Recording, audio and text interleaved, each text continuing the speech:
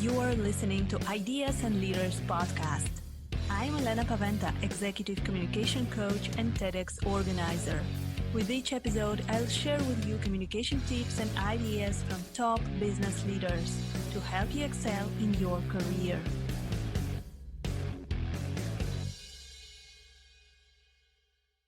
Welcome to the next episode of Ideas and Leaders podcast. Today we have a great guest and we're going to speak about my favorite topic. We have Vasavi Kumar, who helps creatives to feel more confident, clear, and fully self-expressed on and off camera. And we are going to speak a little bit about how to feel more confident. What can we do with this? Hi, Vasavi. It's great to have you. Hi, Elena. Thanks for having me here. So can you tell us a little bit about your story? How did it start for you? And were you that confident from the very beginning yourself? I think I was always very confident as a kid, but that slowly got, I think we're all born confident. I don't think as children, when we're born, we're born with all these insecurities. Insecurities are placed upon us by the adults in our life who are also insecure and lack confidence. And so they put that onto us as children, but growing up for me, I grew up in an all-white town. My family was the only Indian family in our town, really, one of two Indian families. So growing up in an all-white town, I never really felt a sense of belonging growing up. And at home, I was very emotional, and at school, I was very smart, and kids didn't really like me. I was bullied a lot for being smart and being very outspoken. And so I always felt like my authenticity and my expression was very stifled as a kid. So even though I was confident, a lot of the things that happened in my life kind of broke down that confidence for me. In my relationships, as far as romantic relationships, I often had very turbulent relationships. I would attract men that really weren't healthy for me, and I wasn't healthy for them either. But I ignored my intuition, right? And what I've done to get to the place where I am today, which is extremely confident in who I am in any situation, is that I've learned to really give every single part of myself a voice. And I say out loud how I feel to myself. And I'm able to talk to myself in a way that is rooted in respect and integrity and trust and honesty and compassion with myself. And because I treat myself very well, I'm confident in the person that I am because I treat myself with respect. And because I treat myself with respect, I don't really put up with bullshit from other people. And that's really what makes me very confident, is my ability to talk to myself through any situation. But the four themes that I really brought up, I think everyone, no matter what your walk of life is, no matter how old you are, no matter your gender, what you identify as, belonging, authenticity, and being able to express ourselves authentically, trusting our intuition, and really having a sense of self-acceptance is really what makes us feel confident from the inside out. And that's what I help my clients with. Yeah, I think this is such a great place to be able to fully express yourself, to fully be who you are. And do you see that some of your clients are struggling with this, that they are not able to be authentic themselves, to be themselves authentically, and they want to be someone else? And how do you help them to overcome this? Yeah, so yes, my clients do come to me for that reason. And the way that I help them is through my group programs. I help people through my podcast. I help people through working with me one-on-one.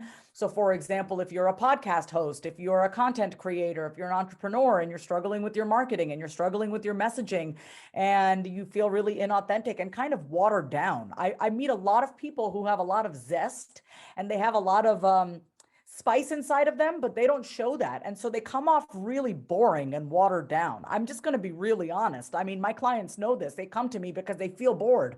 They're bored with how they're showing up in their business and they don't have that zest for life. And they don't even want to get on camera. It's because you're bored. You're bored and you're boring. And you're boring because you're trying to be like everybody else. So you're boring. And they feel that. And it's inauthentic because it's not authentic to you. Because when you're trying to be like everybody else, that's boring. There's only one person on this earth just like you. You're the only you. So when you try to be like everybody else, when you're not, and you got to be you, right? That's when you start to feel ineffective in your marketing. That's when you stop wanting to stop putting yourself out there. You don't feel as confident to get on camera. And so I really help people through talking it out with me, saying it out loud with me, reworking some of the copywriting that they're putting. Like even I have one service that I offer people called Write It Out Loud. So I get together with my clients on Zoom and we literally write out their keynote. We write out their podcast flow. We write out their social media captions just so they can, you gotta, the way you find your voice is by using it, is by saying it out loud, like thinking out loud, writing out loud. I'm writing a book right now called Say It Out Loud. It's coming out spring of 2023. Every single part of that book was written by me saying it out loud. I don't keep the thoughts in my head when I write, I say it out loud. But I think we all need a space and a place to be able to be our real selves, to allow that real self to come out. And that's what I provide people, is a space and an opportunity to really be themselves, to kind of get to the root of who are you really? Because most of us are watered down versions of ourselves. And I believe that if we really tap into the truth of who we are, we'll stop being bored and boring. Yep. Yeah. Yeah, that's amazing what you say. So what if we decide to become more authentic? Which part is amazing? Which part did you like that I said? Because you said it's amazing. Which part is amazing? Let's actually go into that, because I think what I said was really amazing. But what do you think is amazing? I think that it is actually amazing that we need to be authentically ourselves, and the fact that other people can be bored and we can be boring by trying to be professional is exactly what I sometimes say to my clients when I'm working, because I'm working as a public speaking coach, as a communication coach.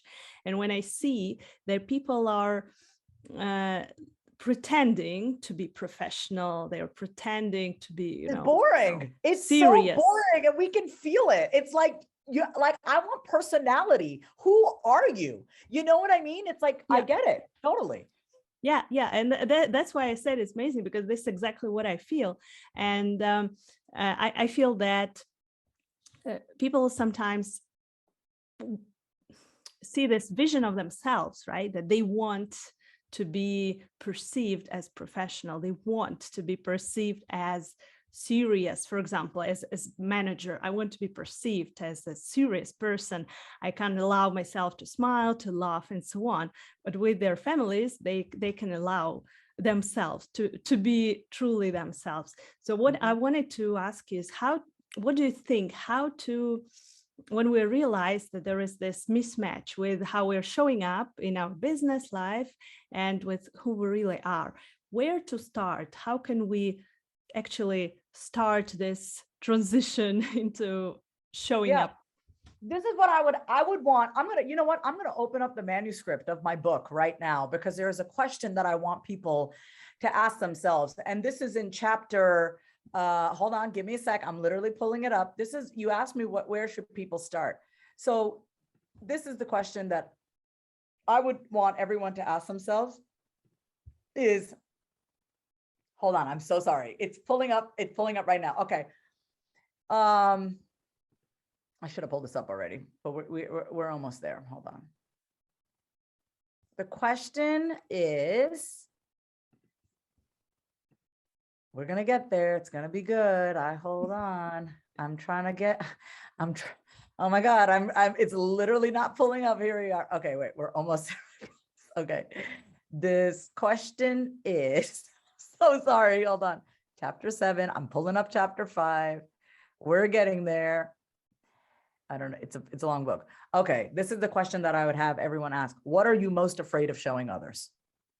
What are you most afraid of letting people see about you? What would you rather die than let people see? What is that part of you that you do not want people to see? And I say that is the part that people need to see. That's you've been covering that your whole life. People need to see that part of you.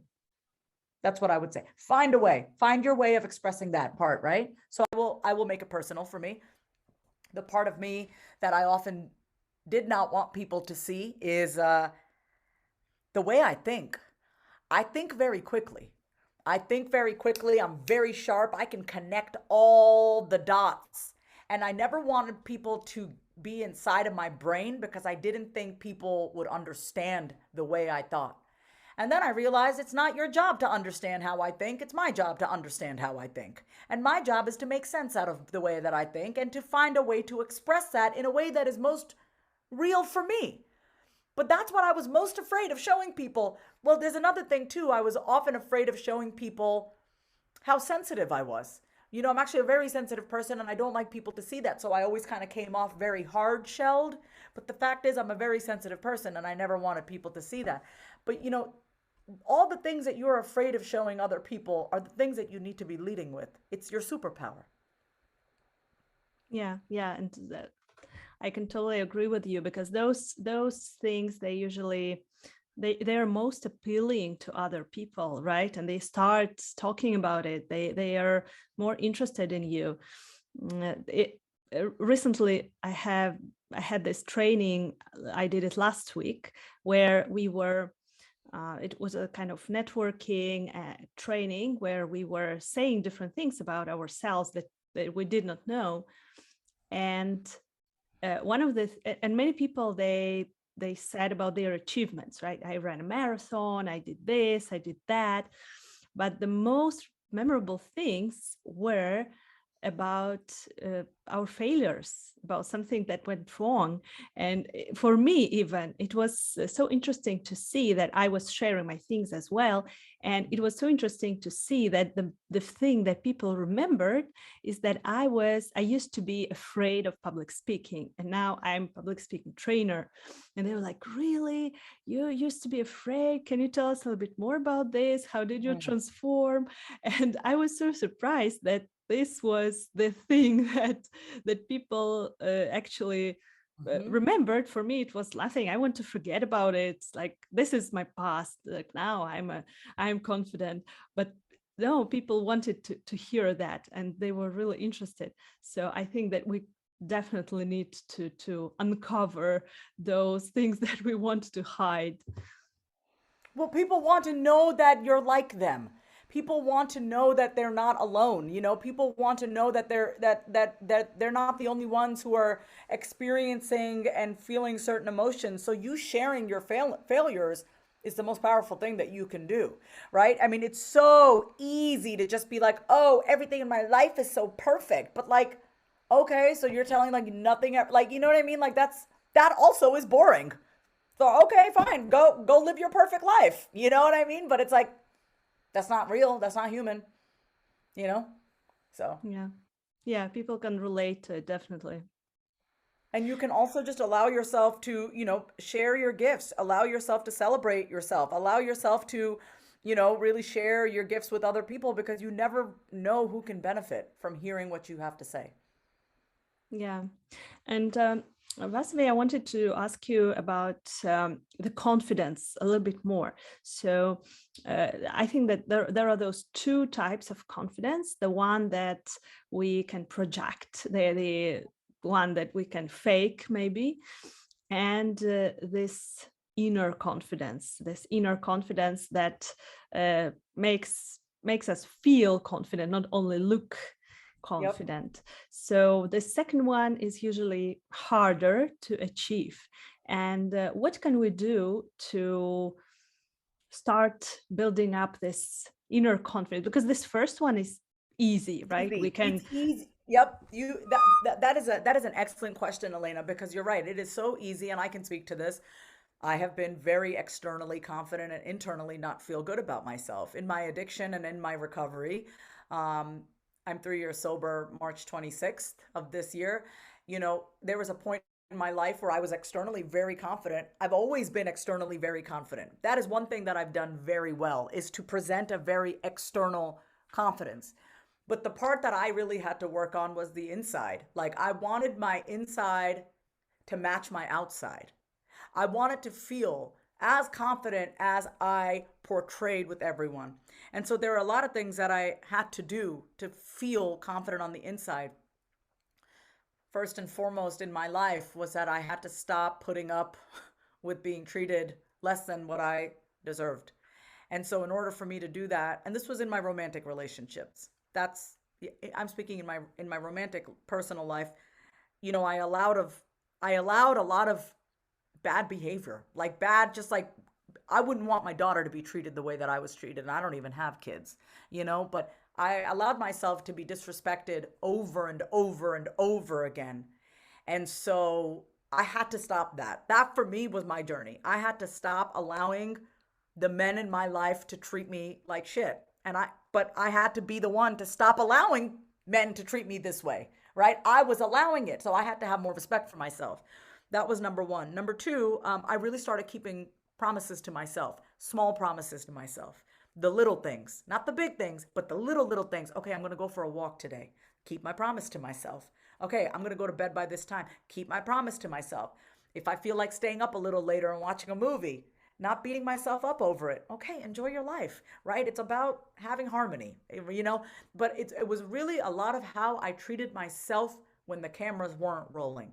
That's how I built my inner confidence. Because I know how to get on camera and I know how to talk and I know how to be smiley and energetic. I can do that. I've been doing that since I was a kid.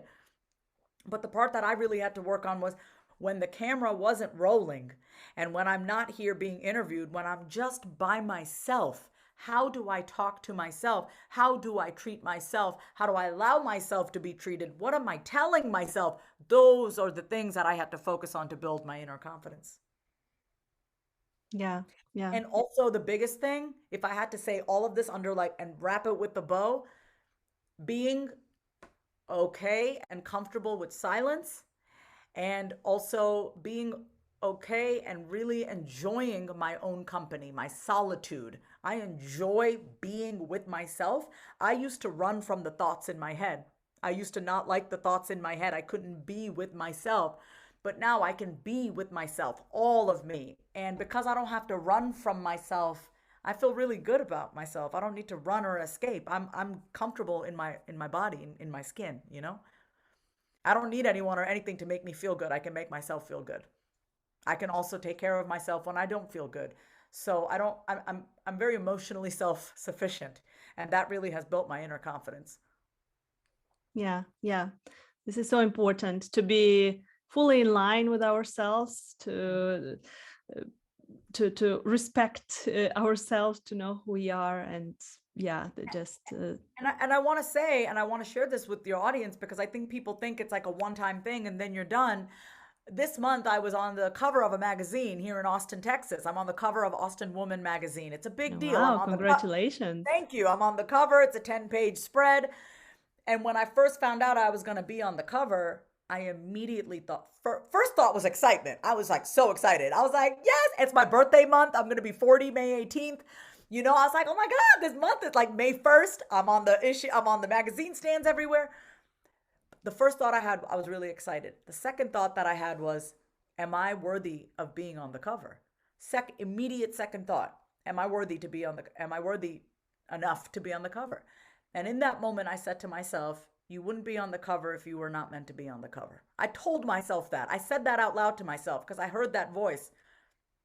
So I was able to talk back to that voice in my head. I said it out loud and I said, Vasavi, you are worthy of being on this cover. God wants you to be on this cover. You would not be on this cover if you were not meant to be on this cover. And that was it. And so in those moments, even, as you can continue to grow and expand and good things keep coming your way. And, you're going to keep questioning yourself. Do I deserve this? Do I deserve this? Am I worthy of this? Yes, you are. Yes, you are. So you got to keep, I decided, Elena, to stop getting in my own way. I said, I'm going to be open to everything that is meant for me. Whatever is meant for me will come to me. Let me get out of my own way. And so here we are.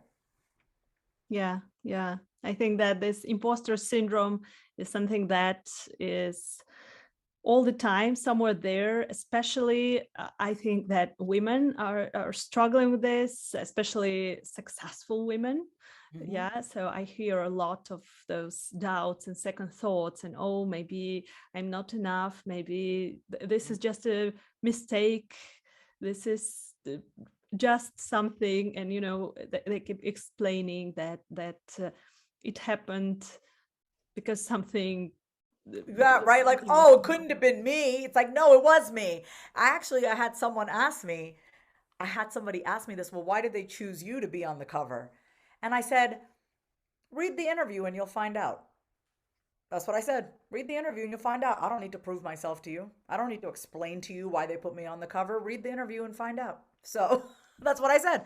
And usually, if someone were to ask me that, I would feel very defensive and I'd feel threatened, like, oh, maybe I'm not worthy. But I kind of played around with it and I was like, read the article. That's what I said. I just decided I don't have to prove my value to anyone anymore. I am valuable. I am inherently valuable. I am not an object. Like, you look at an iPhone, okay, what is the value of this iPhone, right? I'm not an object. I'm a goddamn human being. I'm a spiritual being. I'm a child of God. I have value because I'm a child of God, period. You know what I mean? So it's like, yeah, that's just kind of how I approach life. It took me a while to get to this place, but yeah, it is real great. I think that when you come to this place, many things start happening on your own. When you start doubting yourself and when you start trying to be someone else. And this is definitely what happened for me. And I went through my journey as well to gain more confidence, to stop trying to be someone else. And I think that when I became more authentic, more confident with who I am, a lot of things started to evolve. Some business partners contacted me and some new clients appear, some new opportunities. And it was something that I think that I did not really work hard on this, that it just happened. So I think that we can, by changing ourselves, we can also change our business in the long term. well, yeah, I mean, your business will evolve as you evolve. And I'm more interested in the inner business, like our inside, internal stuff, because the external stuff is nothing more than a representation of what's going on the inside. Yes, absolutely. So, Vasavi, if our listeners want to reach out, to contact you, to ask you a little bit more about those topics that we discussed, where can they find you? And I know that you have this great program that you can offer. So can you tell us a little bit more about it? Absolutely. So I have a 12-week group called Say It Out Loud. It's a group experience. They're weekly 90-minute calls. I run them, and then we also have a community chat where everyone says it out loud. We use Voxer, which is a walkie-talkie app. It's cool. It's amazing. Next round starts August 5th. And you can go to vasavikumar.com/say it out loud. And that will take you to, if you want to register for the upcoming program, August 5th. You can also listen to my podcast, Say It Out Loud with Vasavi. And if you're on social media, go to Instagram and find me on, my name is Vasavi, and DM me and say hello. Feel free to send me an audio note, a voice note. Perfect. Thank you so much, Vasavi, for being on Ideas and Leaders. We will remember to say it out loud all the time and to be authentically ourselves after listening to this episode. Definitely. Thank you so much. Thank you, Elena. Thank you for listening to Ideas and Leaders podcast. Did you enjoy this episode? Let me know that you listened by tagging me in your LinkedIn profile and using a hashtag Ideas and Leaders. See you in the next episode.